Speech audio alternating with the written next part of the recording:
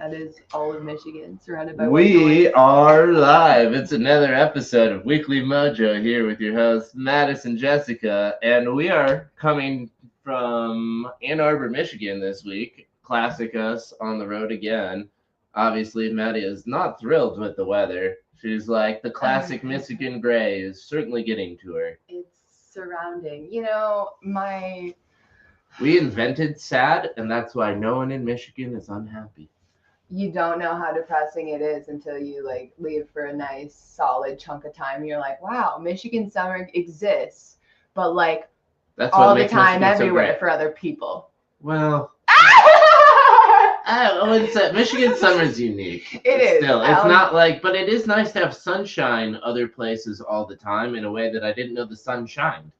And that I think is what we get back to. Is you can't have seasonal depression for 10 months out of the year, other than that's just depression. And not to say that that's just Seattle. So what people no, don't realize is Michigan I is feel Seattle. that here. Yeah, and I didn't realize that would be the situation. I was like, well, I didn't know that either. Everyone talks about how foggy and awful Seattle is. It's basically just like a warmer Michigan.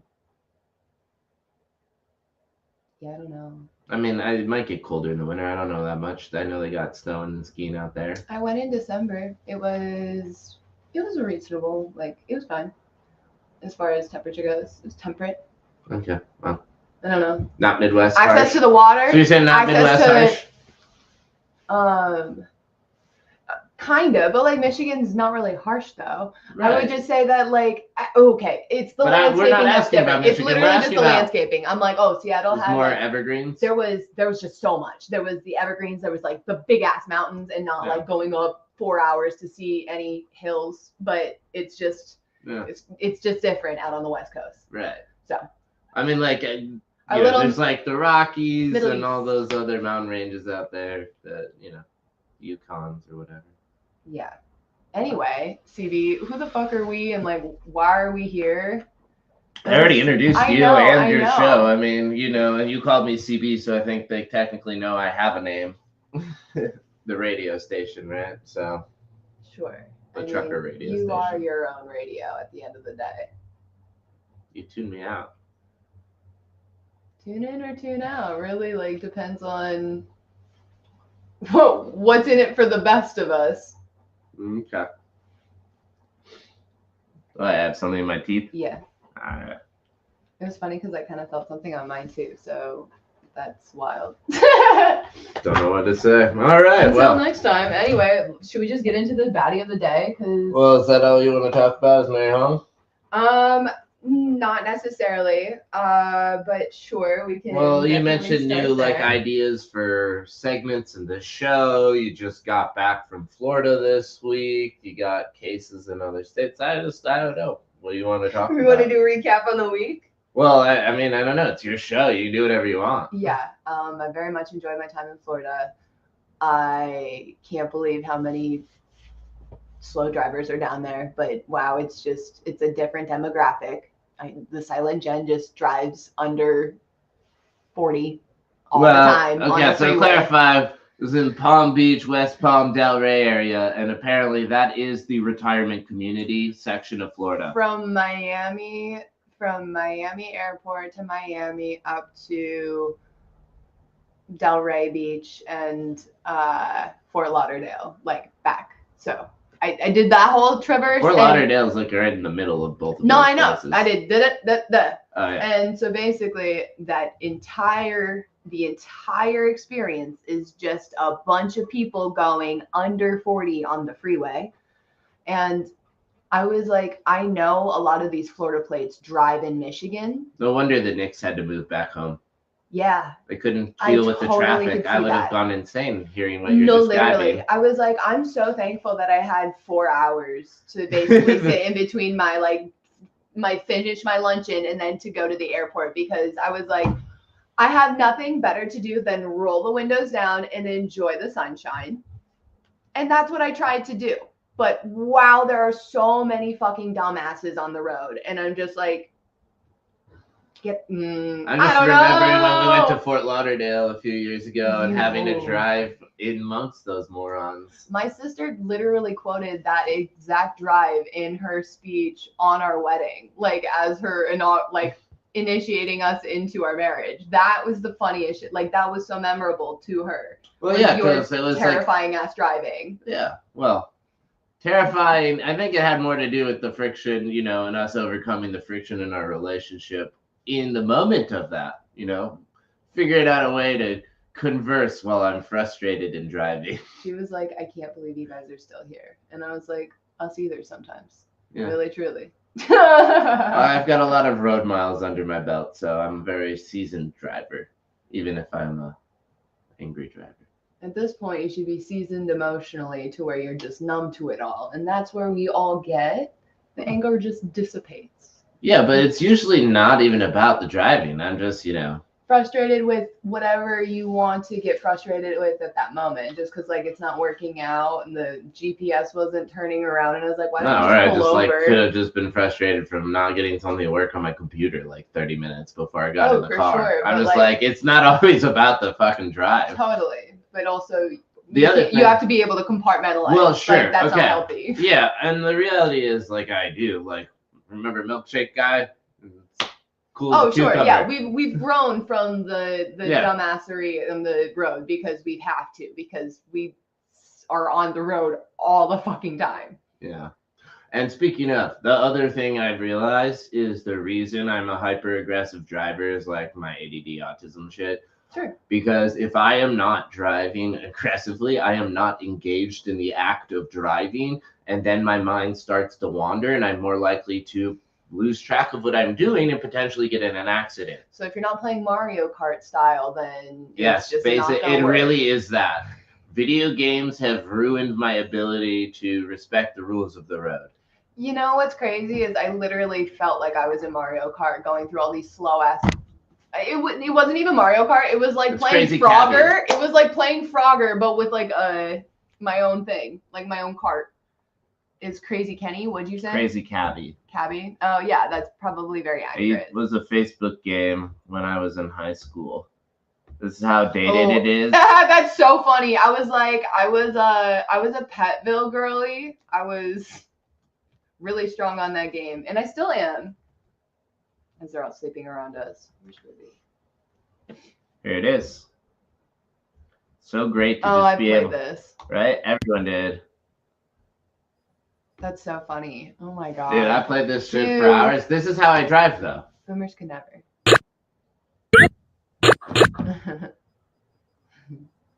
It's okay, Boomer.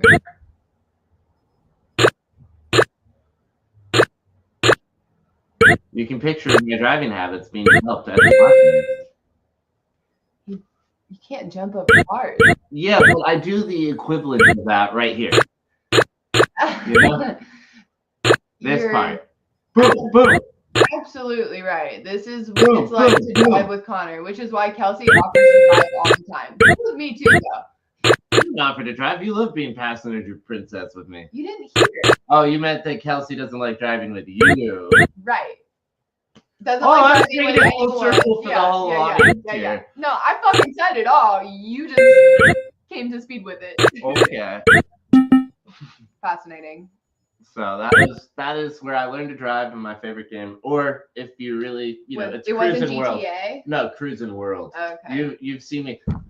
Oh my fucking god. He literally, we're at Up Down in Kansas City. Shout out to the dopest like little pizza joint and arcade video games. So much fun. Downtown. Anyway, he was like, oh, I love this game. And so there's like the wood panel is sitting on the side to put the drink there. Which is great, except for the man's like using all of his body force into this fucking game. So he's like, doom, doom, doom, doom. And then all of a sudden, I'm like, the like glass, I did the double stop. He doesn't stop. He's like, I'm still going. And I'm like, can you? I'm in the middle of the race. That's how you hit the pedal. There's a second glass that falls after that because mine was sitting behind his, and then it slid off and then fell again. And I was like, it was stupid. Well, that's party over. That's party is done. There's a table behind us we could have put it on, and there was probably a railing that it could have sat on if we really thought about it, or I could have held it if we just thought about it. But this is the problem with drinking. They decided to build a shelf into the machine, and it's their fault. For 85 to 95% of the games in there makes total sense. Like in This between game where you Galaga have to and stomp Frogger, on it, brilliant. it doesn't make sense. The part of the game is to stomp on it. Yeah, but I don't think you're intending to like lift the machine. I didn't lift the machine. I just stomped on it. Okay. I mean, listen, they'll pull the security video if they need to, but I'm glad that all parties were fine in the situation. Our favorite is back. Oh, no way. Hey, Gavin, am I right? I believe so. From Chicago? Yep. Hey, oh, I love this. This is so fun. It's so good to hear from you. We were just talking about you the other day. Oh my God, just like dope. Gavin, okay, hell yeah. Nice. We're driving through that area Monday, Tuesday next week. Yeah, actually Tuesday, Wednesday. Yeah. So if you guys are playing a show, would love to go. Oh, nice. Oh, fun. Yo, weird. Probably around the same time frame. It was probably right when we were driving into town or something. Crazy. That's weird how the universe works. Really, truly. So good to hear from you again. Hope you're well. Okay, so wait, I'm trying to thought. The Cruising World game. Yeah. So like they don't. If there's arcade games that are requiring motion, probably it's best to just put a table next to it. Glad to hear you're well, and your son got a new job. Oh, cool. That's awesome. Ooh, at the power company? Oh, man, that's a good time to be there. Holy shit. Going to continue to boom as cloud computing increases demand and everything else. What type of energy?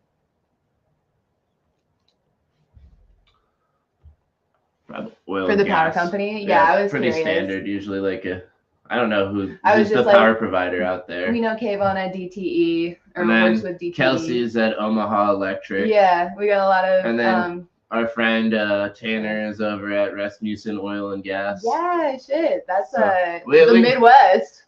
Yeah, we got connects to power companies. Hopefully it's okay to say all of that in there. Nobody listens we're to not this anyway. even saying anything real. We're just like, that's where their jobs are. Yeah. They're our friends because they're normal people. Oh, they don't share these. Oh, NIPSCO. Okay. Yeah, definitely. How do you private message us so you don't send your phone number to everybody who to see this? I could probably like DM the account after we get. So we're on something called StreamYard right now, Gavin. So it's not the most connected tool. So when we go over to YouTube afterwards, I'll hit you up in there. Oh, cool. Oh, yeah, I could just post it and remove it.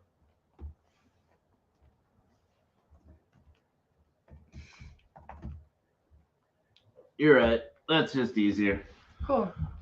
I mean, it's not like I'm not going to show it on screen. Also, we can show some of these things. I forgot. Oh, Let's smart. give you a shout out too, since. Yeah, definitely. I forgot to do this last time. We're very new to this. Yeah. Cool. Yeah. Yo, the YouTube community is cool. Sorry for my shit talking earlier. Right. I just hopefully you got it. I will delete that in maybe a few minutes because no one else is gonna probably hop on here. We're still not popular people. But Gavin, we finished building some of our software stuff, I think, since the last time you were on here, which is exciting. It's still not ready for musicians or anything yet, but that is where we're trying to take it. We'll definitely let you know. Just give you free access because you've been our best supporter on live, literally. So we really appreciate that. And to get on with the show though for today, because I think we want to cover Mary Huang and that stuff. Let's hop into Perplexity and get ourselves a script. Actually, let's use Claude. I've been liking Claude. It's a much better writer. Just ask for an equitable conversation between two people. Yeah. Let me switch screens. All right. So Miss Mary Hong, to give us some background on how I know of her, I was reading I'll Be Gone in the Dark with by Michelle McNamara. It's the story of her basically being an armchair detective, sleuthing her way through connections between connecting the Golden State Killer to all of his prior dumb fuckery, for the lack of terms. So Mary Hong is noted by Paul Holes, Daddy Holes, the investigator who took down the Golden State Killer, in addition to so many other baddies. Mary Hong was the criminal lab detective that helped out Paul Holes, linking the East Area rapist to the cases committed down in Southern California 30 years after all of the attacks. So East Area rapist was one of the, nomages that the police county gave to the Golden State Killer ultimately. Some dumbass, I think there was something close to 40 victims over the 20 years that he just... I can't wait to get into it. Ultimately, oh my God, Connor, full circle. I was sitting in the back of my SUV with my dad driving and my mom being passenger princess, and I'm like, literally, there's no room for me in the inn because all of my stuff is sitting with me, and my cat wasn't even with me at this point. But I was listening to My Favorite Murder, and Karen and Georgia basically broke the fucking news that Golden State Killer Joseph D'Angelo was fucking apprehended because of genetic genealogy. Mm-hmm. And that's what we're going to kind of get into with Mary Hong. I really hope Claude was able to pull this. Yes, Gavin, I can't wait to talk. The Jed match. So Jed match is 100% crowdsourced DNA. So it's not like uploading to 23andMe and Ancestry, where they've very much been exposed for stealing your data. I don't know, selling your data. But it's open source database. So really excited to see how we can get into this further. I love everything is so fucking connected, and love it or hate it, don't fucking do something that you if you're responsible for murdering someone, you should feel the obligation of being caught. And if your DNA is responsible for it, if your family's DNA leads you to the ultimate arrest, I don't see any harm in that. I don't know. Gavin, do you have any thoughts on that? I would love to hear your perspective. Okay, let's hop over there. Yeah. Serial is where we're at. Talking about the serial killer, basically. Oh, yeah.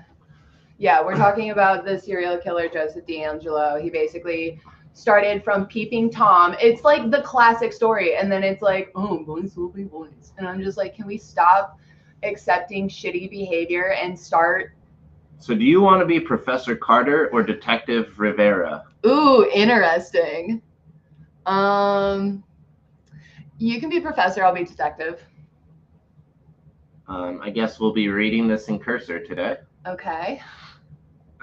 One moment. Let's see if Gavin's got any thoughts on the situation of using DNA from family members to basically find Oh, here we go. A killer. Oh shit, that is way too small. Don't worry, I can make it look better. We're just inside of the Playhouse code base right now. Yeah, I was this is crazy. So I'm gonna minimize my file structures so as not to show off too much important code. That's not important, I don't think. So should show that off though. Boom, boom. Oops.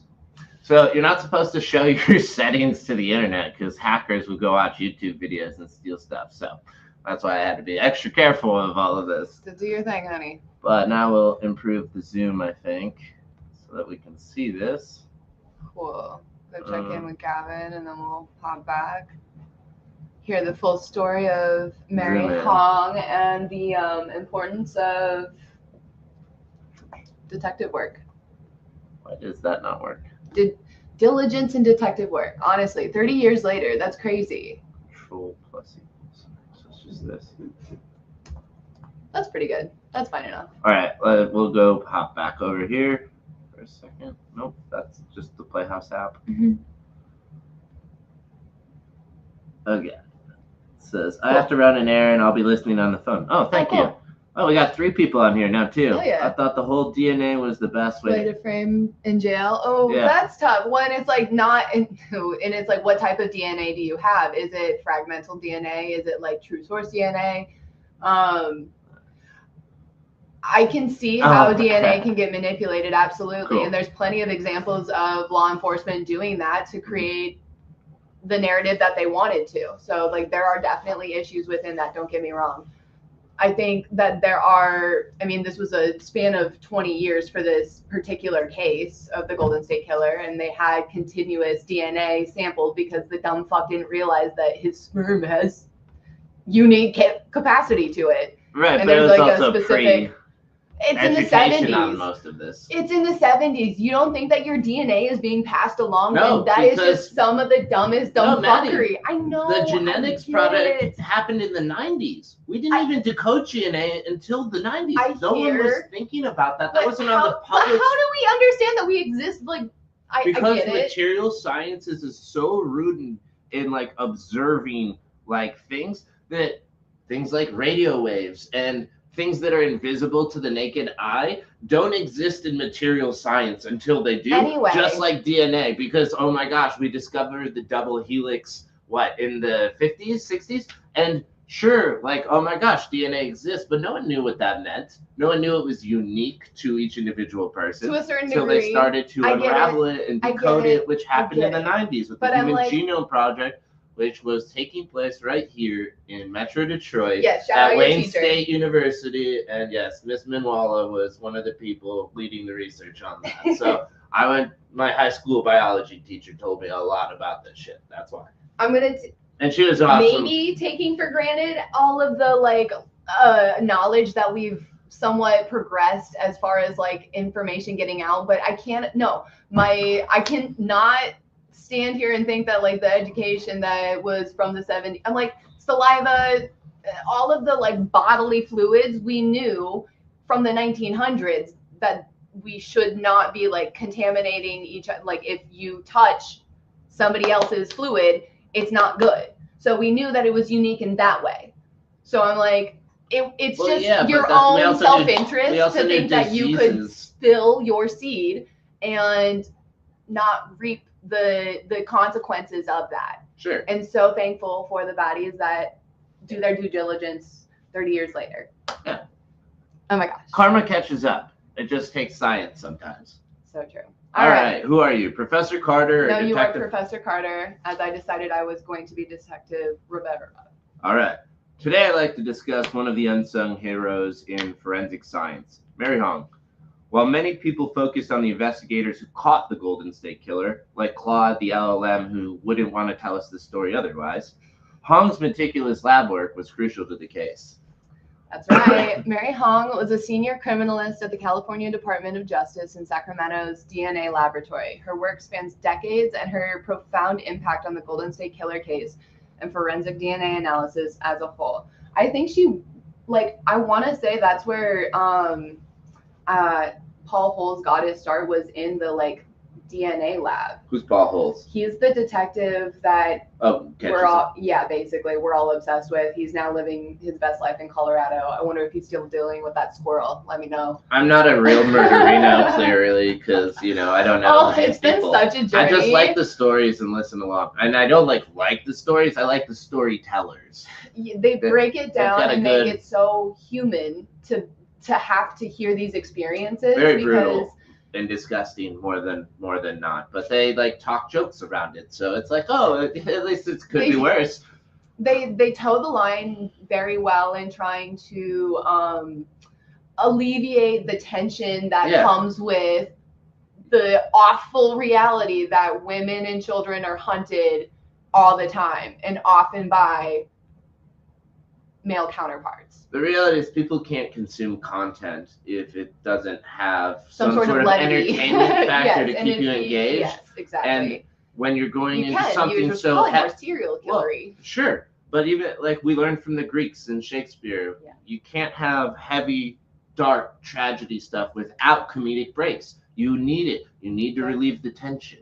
So is that what Shakespeare did? I don't know. I'm not a Shakespeare guy. I'm not either. I just know that he married Anne Hathaway now. They're just continuing their evolution. Oh, that's a weird theory. We can. Yeah. Yeah, we don't need to get into it. I think I vaguely, like, some thoughts came in my head. I think I've seen some TikToks about what you're talking about. The Shakespeare guy married Anne Hathaway back in the day, and if you look at Anne Hathaway, who we know as the Princess Diaries queen of the 2000s, and also the star of the latest Moncler exactly show, like him, and I think he's also director producer. Makes a lot of sense. I'll find you. Have you heard the conspiracy that William Shakespeare is actually a pseudonym for a series of people that wrote under the name in order to influence the public? I am not surprised to hear that. And then you think about the celebrityism of how, like, our culture just idolizes all of these people. And well, I just think of Lemony Snicket. I never. That's a pseudonym for the real name of the author. That's crazy. I did not know that. And then he puts the author as a character in the book. Funny. Which is even cooler.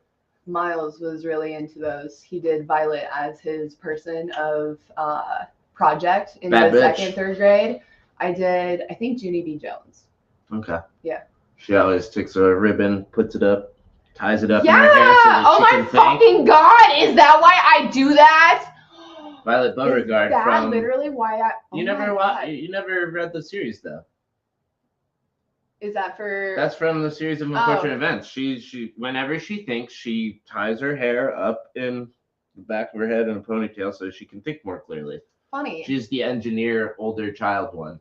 I know you're right. I never. Well, I think I might have tried. And then there was the bookworm, middle child kid. His name was Klaus, and then Sonny, the baby, who was basically the demolitions expert. Well, I didn't even watch the show. So I don't know. I just thought you were talking about Junie B. Jones doing that with her hair, and I was like, oh, maybe that's why I do that. I was talking about Violet. I don't know why I do that then. I didn't read Junie B. Jones.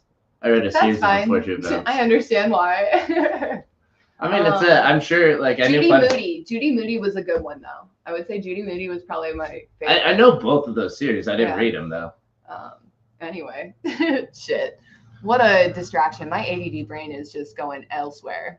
Yeah. All so what specifically was her role in the Golden State Killer investigation? Well, Mary Hong joined the case in the late 1990s. At this point, law enforcement knew they were dealing with the same perpetrator for multiple crime scenes, but hadn't connected all the dots between the various series of crimes.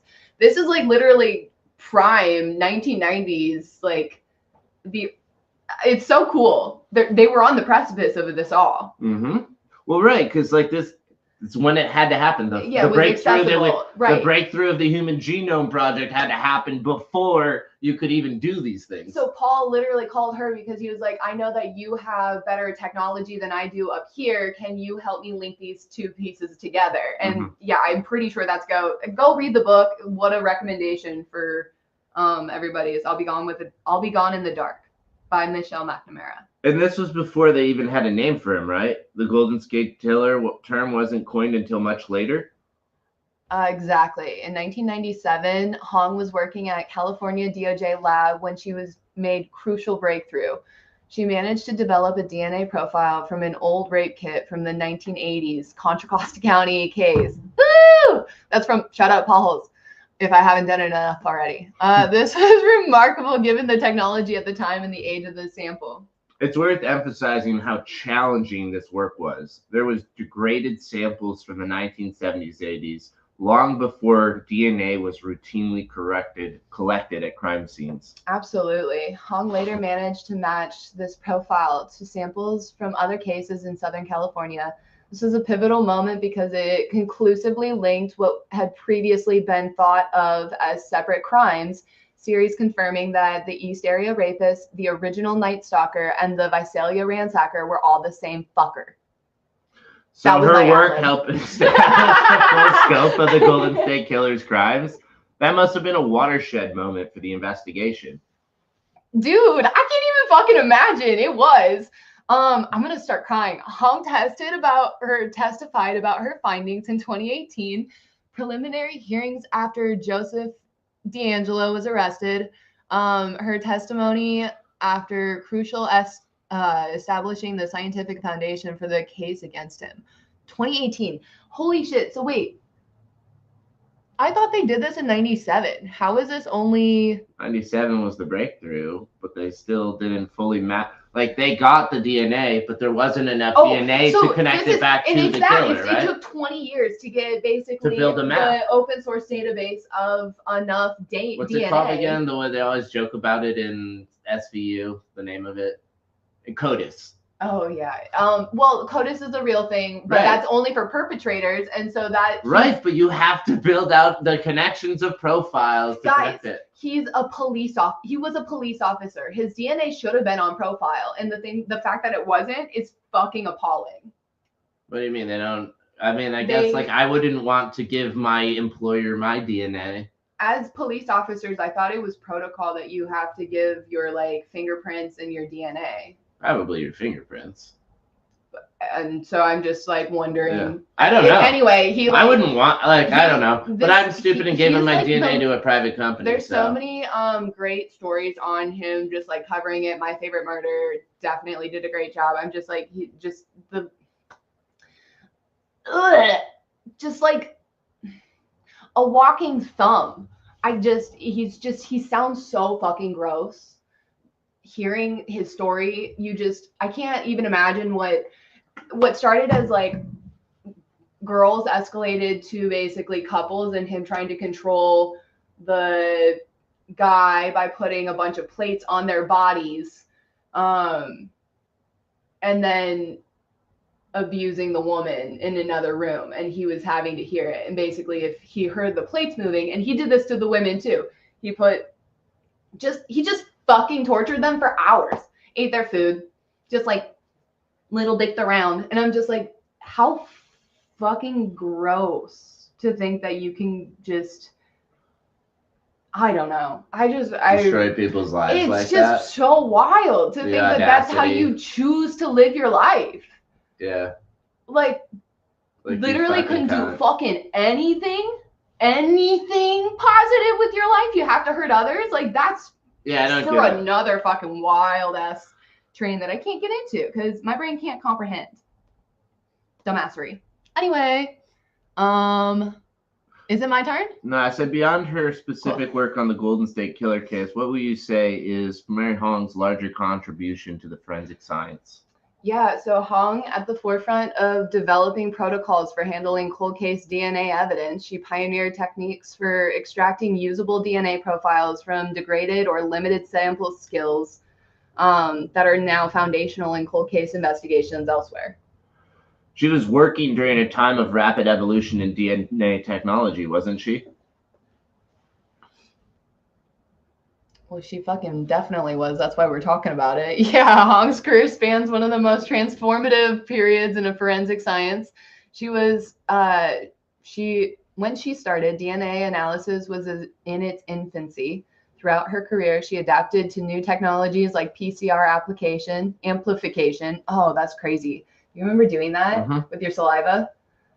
Yeah. STR analysis, and eventually the genetic genealogy techniques that are ultimately helped identify D'Angelo. What I find particularly impressive is how she maintained scientific rigor throughout. Even when facing pressure to solve high-profile cases, she insisted on thorough validation and proper procedures. God bless it. That's an excellent point. In an era where forensic science was faced valid criticism about reliability and bias, Hong exemplified the highest standard of science or scientific integrity, which is why Paul Holes loved her.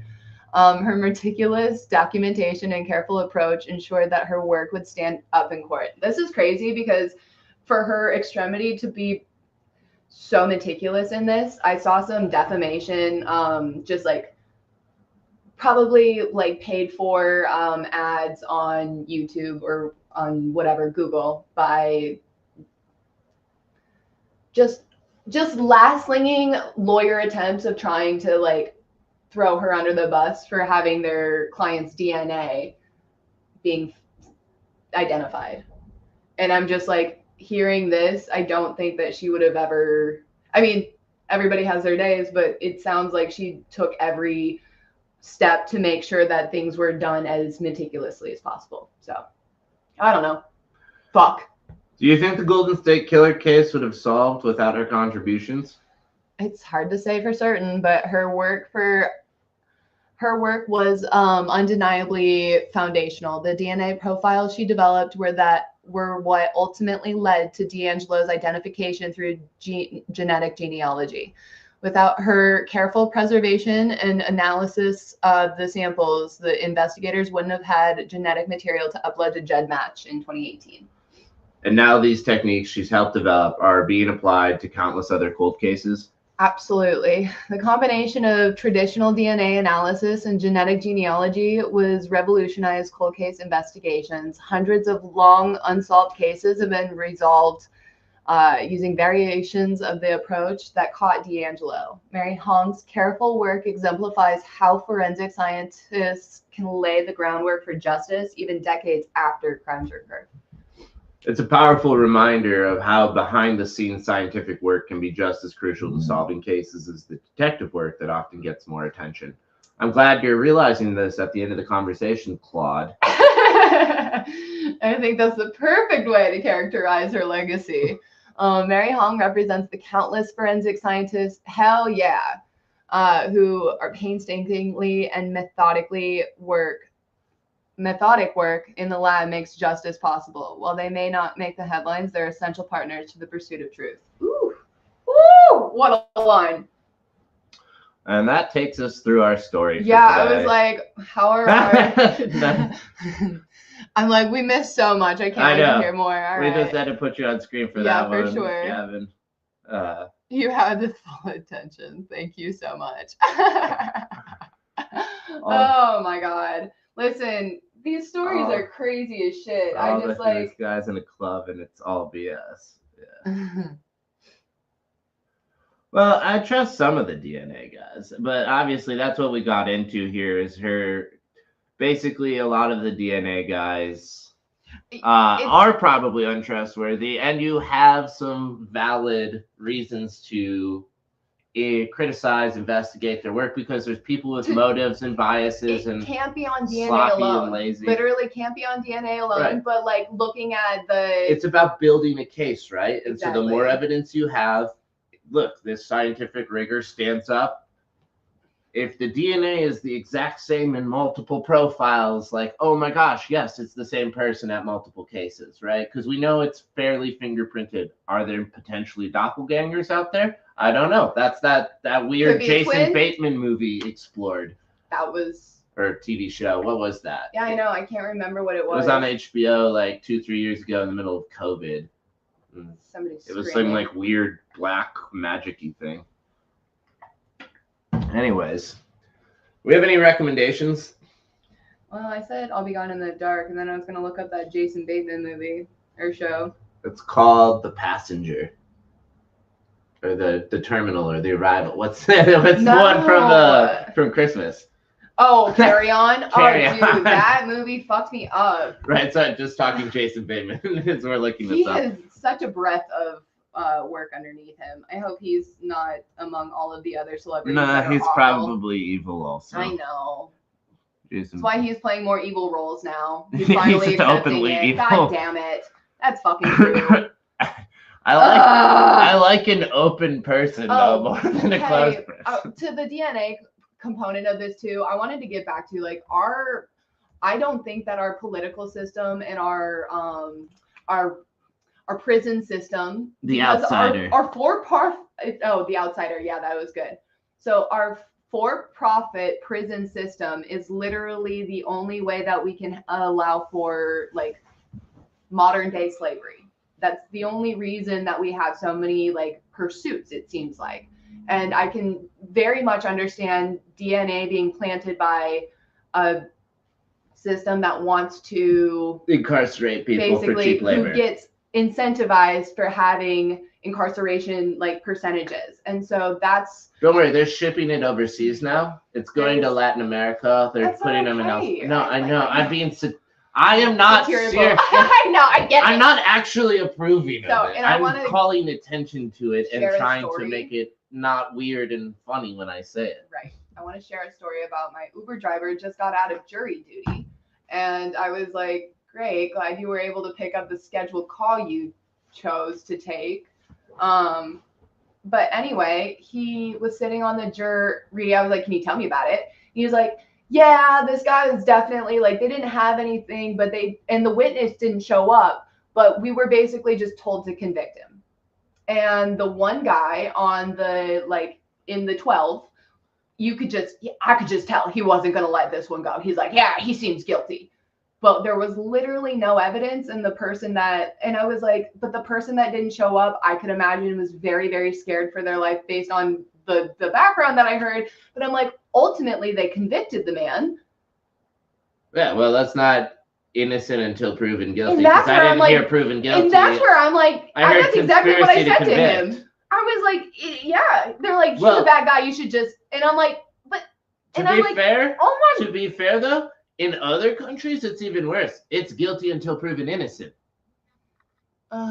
So they just convict you, and then you have to convince them that you didn't do it, rather than, still convince them that you didn't do it. And, I don't know, but it does make a difference in some ways, technically, somehow. I don't really get it anymore. I did at one point. My brain hurts so much from this week. It has been a wild ass. I've been listening to My Favorite Murder for over a decade. No, a decade now. Like, I think they're coming up on 9-10 years, something like that. Like, I started in college, and the fact that I was coming out to Michigan when this broke, and then we're sitting in Michigan as we're talking about this case, is just wild how small the world is, and full circle feels. Yeah, my back is all jacked up. Sorry for all the squirming. You're good. Oh my gosh. Do you have any recommendations? Do you want to show off your Cursor? Cool. Okay. Cursor. And Cursor Claude. AI. Cursor AI and Claude. Yeah. I vibe coded a growth hack for my company this week, which I was proud of. I'm not going to show that one off for a lot of reasons, but I'm very proud of it. And then I started getting connections to MailChimp and WooCommerce so that I can ingest the analytic information from there. But this has been sort of a bottleneck for a while. My client's super happy because they're going to have more data than they've ever had in real time. And technically, I've had this data the whole time, and they just didn't know how to use the spreadsheet I made to go look at it. But now that the tool that I built is actually like a normal app, it's super easy for people to log in. Usability is so crazy how important that is. Very key. So cool. But also, the reason why I'm like Claude and Anthropic are really seeming to lead the way in a lot of things. They're the ones who published a paper back in November called Model Context Protocol or Processing, I forget which. But the whole idea is, instead of building a RAG LLM system, and I'm getting really nerdy right now. So it's basically, when you make an LLM, you could be a real data scientist and make a real LLM. And there's a lot more good work that goes into training transformers and formatting the data and vectorizing it so that it can be inside of an LLM. Okay. So we'll just not talk about that process for sure. But once that one's made, you can create a new LLM from it by giving it a database of documents that you've curated. And then it basically uses that as its new brain and voice in a way, over top of the original base foundation of learning. Okay. So it's like a persona for the other LLM, right? Interesting. And so, but like a dialect. Sure, but it's an informed dialect because there's research and data that this is pointed at. It's not like, hey, you're gonna pretend to be this person. It's like, I'm going to give you all this. These are the facts. These facts trump everything else inside of the original LLM, which is great, but it's very limiting.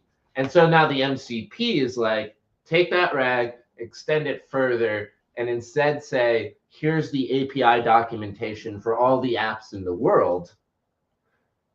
How do I just prompt you to connect and do things to them so that I never have to write the connection between app A and app B? I can just go to the model context protocol like Zapier or Make would do and use the AI to maintain the connection of the data formatting, because data formats are constantly changing on the other side of the endpoint, which means the code that connects them needs to be constantly updated to match. Right. Which is why large software engineering teams ultimately end up existing, because when you build a company that has a bunch of connections, someone has to maintain those connections in Which real is time. why most large corporations choose to acquire new technology and then integrate it versus to build it on their own, because that cost is. Yeah, most people hate maintaining integrations with other systems because you basically have to pay an engineer to sit on standby in case something breaks. A really expensive resource to just have sitting waiting around. Available to you. Yeah. So that's basically that's basically the gist. And now we built an AI that can do it for free. That's crazy. So, and I'm going to use that to help obviously power Playhouse in a lot of ways. But I've been super excited because I've been getting deeper and deeper into that research. Is that the air? I don't want to know. That is my other client. They are building something that would make Claude faster and cheaper and smarter. Can we say them out loud? Give me Not a yet. shout out. Okay, cool.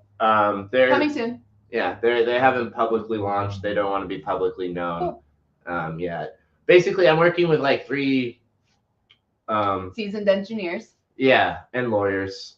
Cool. Who worked at big tech companies. They are in the late stages of their career. You know, the types that are sometimes teaching at universities, giving lectures in their free time, because that's what you do at that stage. For fuck's sake, why not? But this dude who was early at Google and did a bunch of stuff on their search algorithm now has some new use cases or purposes for some of his original ideas there that he's now using to basically make LLMs more efficient. And the way that I would describe what he's doing is that he's creating, and actually, not the way that I would describe it. Britt, who's on my team. Hell yeah, shout out to Britt. Yeah, I have to give her the shout out here. Great metaphor, great analogy. To a love you. So I was trying to describe how this works, and then she's like, oh, it sounds like an EKG for an LLM, right? That's cool. And I think you would get as visualization, but a lot of people who aren't, nerdy science people don't understand. Basically, we can, how people say AI is a black box, you can't look inside. They're building a tool that maps the inside of the black box. So not only can you look inside, but then you can start to pick apart at the weights and nodes inside the brain and start doing brain surgery to make it smarter, so to speak. So fucking wild. At least I think that's the long-term implication of it. It's just, that's not where it's technically starting. It's all about, well, we can actually chart the path. So we can actually reduce the cost of computation. It's like brain neural processing and networking. The past networks that you create the most frequently are the ones that are the strongest. That makes total sense. Okay, so how does this apply if I wanted to put the book of good energy into it? Like, how to best optimize my body? Could I do that with an LLM in some way? I would love to do that as a side project, in all honesty. Yeah, so this is where Playhouse's core product of having a smart wallet for your digital identity is kind of more important than anything. Yeah. Because what you're talking about is building a RAG system for you personally. Okay. Makes sense. A personal LLM, a digital twin is what people say, right? Yeah. But you don't want to put that digital twin on Google servers or Amazon servers because then they own your data. Right. Exactly. So, but you don't know how to build a server, no offense. And I mean you as in most normal people. Who the fuck knows how to build and it's actually not that hard, because if you're a gamer and you've built a computer, building a server is the same thing, right? And a lot of gamers, not to maybe many people's surprise, build their computers. They go to Micro Center, they get all the cool parts so they can make all the light up stuff inside their computer. And that's fun for them. Yeah. But that process of assembling your computer is the exact same thing as assembling a server. You don't build the server, you assemble it. There's instructions, and then you install the software you need to, and then you're off to the races, right? Is there maintenance and management issues that you need to be aware of? Yes. And if you were an engineer, would it be more helpful and easier to navigate those issues? 100%. At the same time, any novice can do it. Yeah, it just takes a simple Google video. It takes persistence. YouTube is now our teacher is crazy in so many different ways and facets. That's why education's more or less taking a dip. But I vibe coded a web scraper yesterday. That's why I'm so proud. And everyone's like, well, why aren't you vibe coding a video game system? I was like, well, because that's not your interest. I'm building a data system, so I need data. I wanted to give a shout out based on the Good Energy, so the book Good Energy by Casey Means is such a great book. It's kind of a heavy scientific book, but it's hard to read if you don't love the metabolic processes of your body. Biology or chemistry. But if you're heavy in intriguing. Biology and chemistry, it's an easy read. If you have a moderate background in it, it is an okay read if you're a good reader. And if neither of those things are true, you should go listen to an audiobook or find a podcast on it because it's a tough read. Yeah. But great stuff in it. Great insights from a Stanford educated individual who basically got accolades among all, surgical resident, and then basically was like, this MD is not why am I getting down to fix the inflation? core of what is truly at the root of what's hurting everyone, which is inflammation, which is just extreme reactions to sugar. We've introduced something like 700 to 3,000% more sugar. And that is from the standpoint of just refined sugar, that's carbohydrates, that's everything we can think of really. But there are people out there who are the exact other side of the spectrum who proclaim sugar maxing. But they also have Alzheimer's and diabetes. They just get it, they just have the body processes that it fasts, it doesn't sit on their body, which is fine, good for you, but that doesn't mean that that's healthy for you. Yeah, it's the still protein eating your and brain. Fat are the main fucking source of getting any sort of energy. Those are the building blocks to your body. Cottage cheese and flaxseed oil, if you mix the two of them, it's basically an alleged anti-cancer consumption. Basically, it's just got all of the nutrient density that you would need in order to prepare your cells for the nutrients that it needs to survive. The TLDR of this whole book is basically that not just that we consume too much sugar, but our body cannot process the sugar that we're consuming, and it doesn't get rid of it, it stores it. Even when our cells are saying, please stop putting it in here, it's killing me.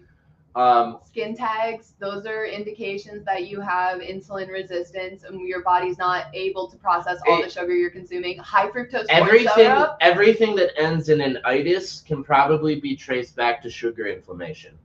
And or a mineral deficiency, and that often stems from just prioritizing one thing in your diet versus another. And so that's what I wanted to give a shout out to Christina.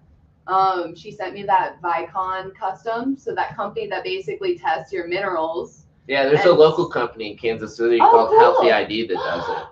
Even better. I love that. Okay, we'll have to. I was pitching them to be their agency of record last summer. Cool. We didn't get the deal. That's fine. Can I message them independently and ask if I can get my own, and then we'll go from there? Yeah, they offer a shit ton of tests. So cool. Let's do that. It might not be specific. What was that called again?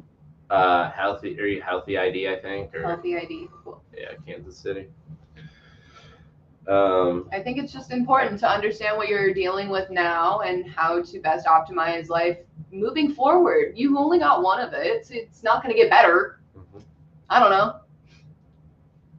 I mean, it's I know my life when I cut out alcohol, in COVID time period, just my weight improved, my energy improved, my sleep health. And people don't remember alcohol is sugar also. That's why I'm saying that. Well, and that's right. The hardest and bread thing. Is sugar. Alcohol and bread are sugar.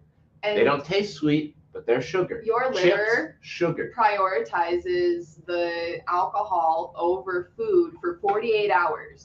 So all of the the late night eats, trying to compensate for the hangover you're going to feel tomorrow, really isn't doing anything for your body nutritionally. Not like that food usually is, but it's not doing anything other than just sitting for later. But it also gets converted to alcohol and sugar and shit anyways. Well, the liver basically prioritizes removing the alcohol, and so then for 48 hours you don't have any food nutritionally getting processed through your liver. And so having my colleague Z told me about this shot that he's been doing in the mornings, which is lemon or lime juice, cayenne, turmeric, I think black pepper, it's just like an awful little shot. But I think it's the acid from the citrus, and then the cayenne pepper and the turmeric. All of those anti-inflammatory Agents? yeah, components are very impactful to helping clear and cleanse. And I'm just like, I just think back to white people not being able to strip all of the seasoning from their foods to taste it. And I'm like, why are you doing that when garlic is so beneficial from like an aromatic standpoint, and onions and paprika and like cayenne stimulates your metabolic system to be like primed. Also, it just tastes better. So it's crazy to know that you can enjoy fucking good food, and that enjoyment of taste actually is so much better for your body than just like suffering through white chicken that's dyed green. I need to show that video. This fucking mother, I don't know if this is a satirical account or what. It sounds like it, unless it was for No, St. Patty's no, Day. it was free. It was for St. Patty's Day. She literally, she boiled chicken. I fucking, no wonder people don't like chicken. Ew, who boils chicken? I'm like, you're not gonna like sear it first, get any sort of any taste on that? It was literally just green. I'm like, hold on, can I find this video? I don't know if I can in this moment in time. Green chicken and rice. It was white rice that she just dyed green. Oh, but I think she threw like a lime in it.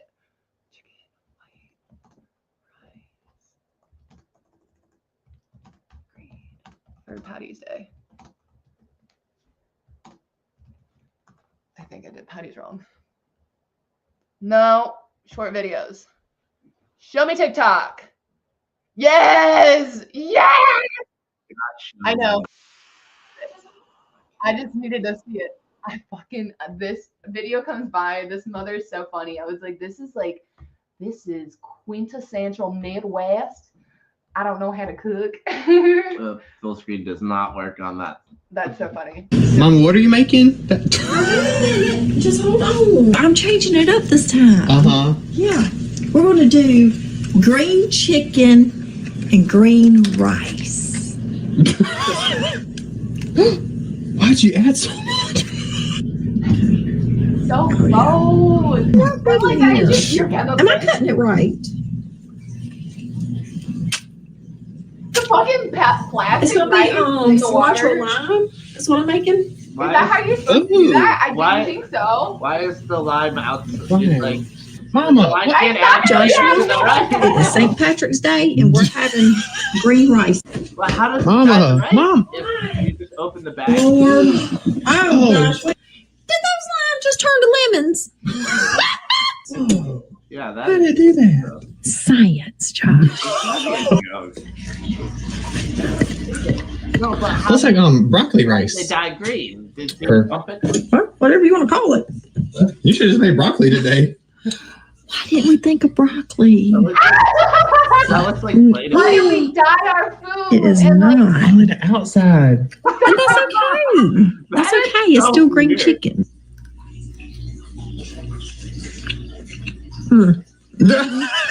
Oh my god, I cannot. So on that How note, much fun? I'm trying to fish out the. Fucking edible.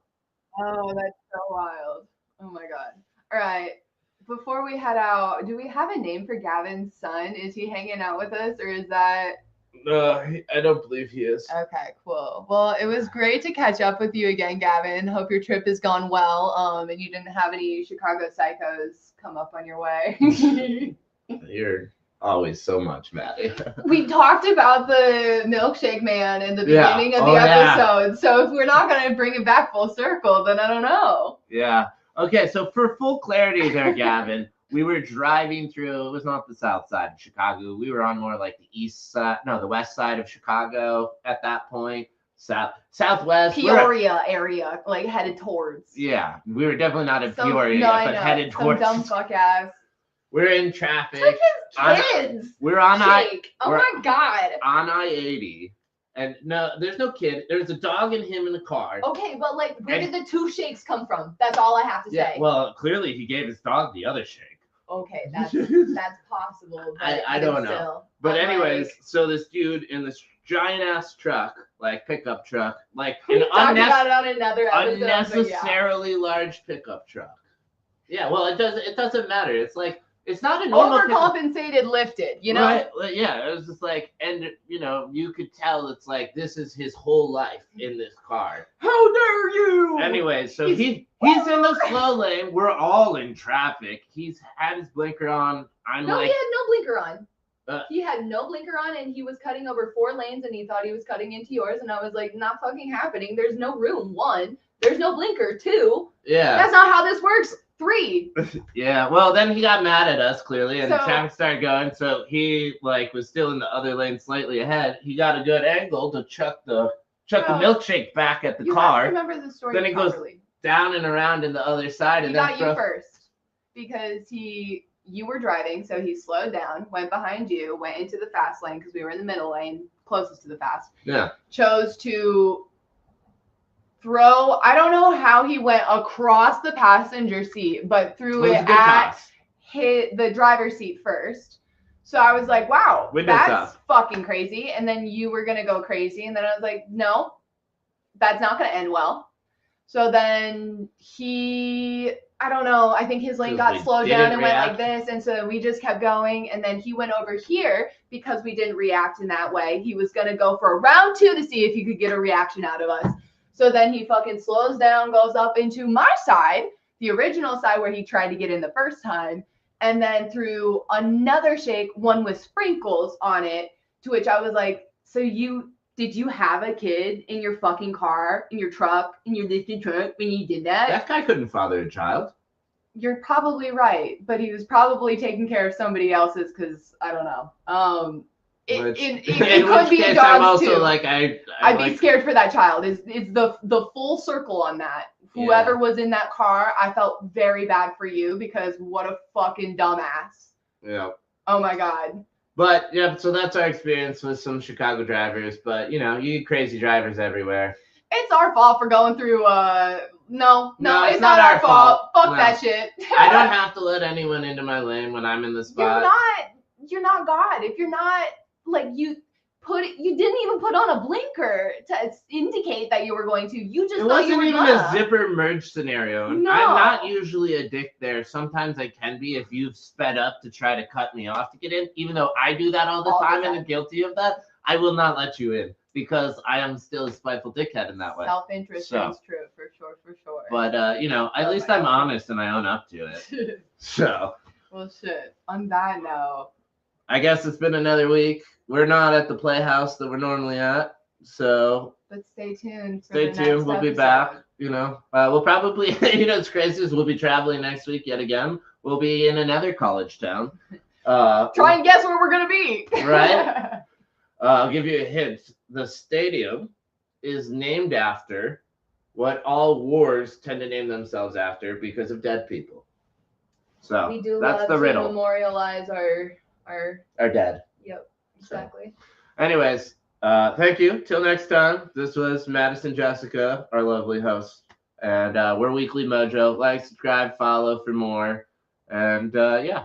Thanks so much, CB Radio, and shout out to Gavin and the crew in Chicago. We the love guitar. Chi-Town. Go follow That the Shake Guitar Man does not Professionals define on the YouTube. city. Yes, We love the grit. they've got a lot of amazing covers. Go Oh, check out the yeah, Guitar truly, Professionals for on sure. YouTube. All right. Hell yeah. Stay We tuned. are out. Another baddie for the books.